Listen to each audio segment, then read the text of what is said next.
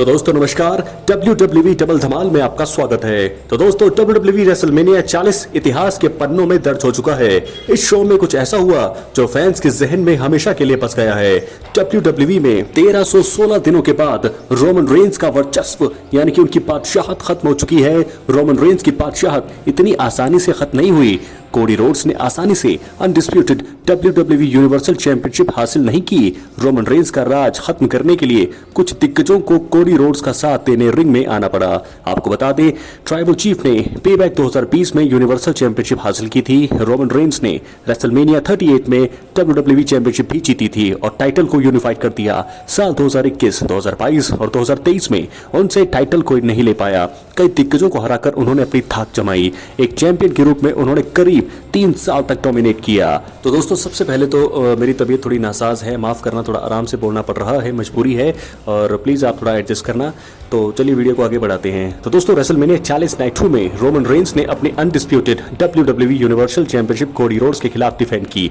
दोनों ने फैंस को अच्छा मैच दिया। दोनों बिल्कुल भी हार मानने को तैयार नहीं थे। मैच में द ब्लड लाइन रूल्स शर्त भी जुड़ी हुई थी। आपको बता दें कि कोडी रोड्स सहित पूरे WWE यूनिवर्स को पता था कि रोमन रेंस इतनी आसानी से हार नहीं मानेंगे। सभी को पता था कि मुकाबले में द रॉक, जिमी ऊसो और सोलो सिकोआ दखल अंदाजी करेंगे। अंत में हुआ भी कुछ ऐसा ही। हालांकि कोडी रोड्स को बचाने के लिए भी कुछ सुपरस्टार्स ने एंट्री करी। सबसे पहले आपको बता दें कि जिमी ऊसो ने सबसे पहले आकर कोडी रोड्स को सुपर किक मारी। रोमन रेंस ने इसका फायदा उठाना चाहा, लेकिन जे ऊसो ने एंट्री कर ली। आप सभी को इन दोनों भाइयों, जुड़वा भाइयों की दुश्मनी के बारे में तो पता ही होगा। जे ने जिमी पर सुपर किक लगाई और एंट्रेंस रैप पर खतरनाक स्पीयर देकर धराशायी कर दिया। तो यहाँ पर जे ऊसो ने जिमी को टेक ओवर कर लिया। चलिए इसके बाद मैच आगे बढ़ा। रोमन रेंस और कोडी रोड्स का रिंग के बाहर पंगा देखने को मिला। कोडी रोड्स ने ट्राइबल चीफ को बैरिकेड पर खतरनाक स्पीयर मार दिया और रिंग में लाकर 2 क्रॉस रोड्स भी लगा दिए। इसके बाद एंट्री हुई सोलो सिकोआ की। उन्होंने अमेरिकन नाइटमेयर को स्पाइक लगा दिया। सोलो सिकोआ और रोमन रेंस ने मिलकर फिर कोडी रोड्स की हालत खराब की। यहीं से लग गया था कि उनकी हार अब हो जाएगी। बस इस पल के बाद अब असली कहानी की शुरुआत हुई। अचानक WWE दिग्गज जॉन सीना का म्यूजिक बजा।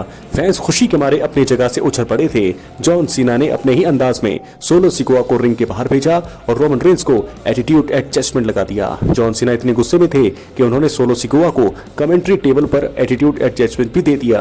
दोस्तों यहाँ पर अब लगा था कि कोडी रोड्स को कुछ सहारा मिल जाएगा, लेकिन ऐसा नहीं हुआ। द रॉक ने एंट्री करी। जो सोचिए, जॉन सीना और द रॉक कई साल बाद WWE रिंग में मिल जाए तो फैंस का क्या हाल होगा।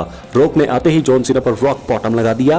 बता दें कहानी यहाँ भी खत्म नहीं हुई। शील्ड का म्यूजिक बजा और सेथ रॉलिंस आ गए। हालांकि सेथ रॉलिंस कुछ खास कमाल नहीं दिखा पाए और रोमन रेंस ने उन्हें सुपरमैन पंच मारकर पहले ही धराशायी कर दिया। मेन इवेंट का कारवां यहाँ नहीं रुका। द ग्रेट वन को धराशायी करने के लिए दिग्गज द अंडरटेकर ने एंट्री करी। उनका म्यूजिक बजते ही फैंस खुश हो गए। अचानक से वो रिंग में दिखे और उन्होंने द रॉक को चॉक स्लैम लगा दिया। इसके बाद लाइट्स बंद हो गई और अंडरटेकर गायब हो गए।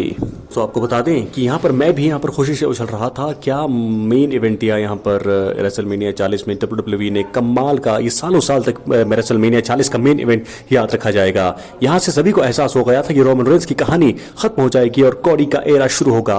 कोडी रोड्स ने रोमन रेंस के ऊपर लगातार 3 क्रॉस रोड्स लगाए। इसके बाद पिन करते हुए ऐतिहासिक जीत हासिल की। कोडी रोड्स ने अपनी कहानी खत्म करते हुए अनडिस्प्यूटेड WWE यूनिवर्सल चैंपियनशिप हासिल कर ली है। दोस्तों इसके बाद होता क्या है कि कोडी की ये जीत इतनी खास थी कि Sammy Zayn, Kevin Owens, Randy Orton सहित कई बेबीफेस सुपरस्टार्स ने रिंग में एंट्री करी और उन्हें गले लगाया। कुछ सुपरस्टार ने उन्हें अपने कंधे पर भी उठाया। रिंग में उनकी मां और पत्नी ब्रैंडी रोड्स ने भी एंट्री करी। सभी की आंखों में आंसू थे। ट्रिपल एच ने भी अंत में आकर कोडी रोड्स को गले लगाया। खैर दोस्तों, आपको बता दें कि रोमन रेंस इस बार टाइटल रिटेन नहीं कर पाए। उनका टाइटल रन इतना जबरदस्त था कि खत्म करने के लिए दिग्गजों को रिंग में आना पड़ा। सोचिए, अगर सीना और अंडरटेकर नहीं आते तो फिर क्या होता। शायद रोमन रेंस एक बार भी टाइटल अपने नाम कर लेते। सभी की नजरें इस बात पर भी होंगी कि WWE का रोमन रेंस के लिए फ्यूचर प्लान अब क्या होगा। एक बात तो साफ है कि रोमन रेंस के इस टाइटल रन को हमेशा याद रखा जाएगा। तो दोस्तों इस प्रकार WWE में रोमन रेंस का वर्चस्व खत्म करने के लिए रेसलमेनिया 40 में आया सुपरस्टार्स का सैलाब। देखिए कैसे फैंस की पुरानी यादें हुई ताज़ा। तो दोस्तों सारा कारवां, सारा मेन इवेंट का हमने आपको यहाँ पर बताया है। मैंने आपको बताई है पूरा मेन इवेंट का किस्सा, क्या क्या हुआ, कौन कौन आया, कैसे दिग्गजों की यहाँ पर दिग्गजों का सैलाब आया, किस प्रकार कोडी रोड्स ने अपनी कहानी खत्म करी। रोमन रेंस की कहानी जो है अब खत्म हो चुकी है WWE में। करीब 1316 दिनों के बाद उनका जो बादशाहत थी WWE में वो खत्म हो चुकी है। कोडी रोड्स एरा अब शुरू होगा। तो दोस्तों मेरी तो आपसे यही रिक्वेस्ट रहेगी कि आप मेरे इस चैनल पर एक्टिव रहें, सब्सक्राइब करें, क्योंकि ये WWE डबल धमाल यहाँ पर आपको हर प्रकार की रेसलिंग से जुड़ी हुई अब ताज़ा अपडेट मिलती रहेंगी। कुछ टाइम से मेरी तबीयत थोड़ी नासाज थी, इसलिए वीडियो प्रॉपर नहीं आ रही थी, लेकिन अब से WWE में रेसलमेनिया 40 के बाद लगातार वीडियो आती रहेंगी। तो चलिए दोस्तों, रोमन रेंस को हम थैंक यू बोलना चाहेंगे, क्योंकि बड़ी ही क्या रन था उनका, क्या टाइटल रन था। 1316 दिनों तक उन्होंने अपनी बादशाहत कायम रखी। लेकिन अब कोडी रोड्स को बहुत बहुत धन्यवाद, मिलते हैं आगे। कोडी रोड्स को कांग्रेचुलेशंस बहुत ज़्यादा हम करेंगे। सेथ रॉलिंस ने दोस्तों बहुत ज़्यादा साथ दिया है यहाँ पर कोडी रोड्स का। उन्होंने अपनी चैंपियनशिप गवाई और अपने आप को बहुत मरवाया भी, तो उनकी कुर्बानी वेस्ट नहीं गई है। जीते हैं कोडी रोड्स। मिलते हैं अगली वीडियो में, बहुत बहुत धन्यवाद।